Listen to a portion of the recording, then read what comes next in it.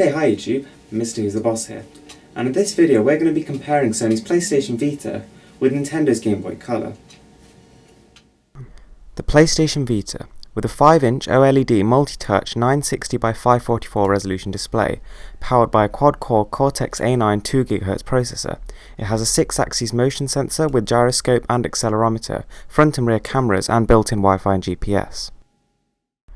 The Game Boy Color, with a 2.36-inch display and a resolution of 160x144 pixels, this is a different beast altogether. Under the hood it possesses a mighty 8 MHz processor and powered by a massive 16 KB of RAM. Jokes aside though, the Game Boy Color was the cutting edge of technology when it was released 15 years ago. It's hard to imagine it now, but this really was the gold standard. The game I'm currently demonstrating here is WRC, and this is a rally game similar to Colin McRae, if you will.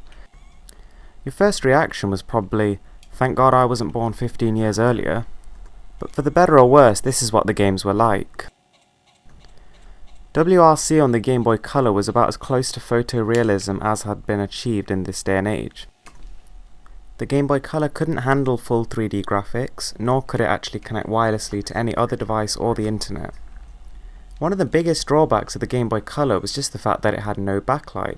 I mean, people sort of take it for granted now that, with their smartphones and all, that they can just use their device at any time of the day whenever they feel like it. Whereas with this device, if it was dark and you had no lamp, you just couldn't use it. Another thing about the Game Boy Color, which seems almost funny now, was that it runs on AA batteries. Now this is again unheard of in this day and age, but the Game Boy Advance had no charger, no polylithium ion battery that we have nowadays, but it simply ran on your cells. Right, so back to the PS Vita. Now you're probably sort of beginning to appreciate just how far we've come in such a short time. It almost seems pathetic that you see these people arguing about, say, Xbox One running a game at 900p whereas the PS4 running at a 1080.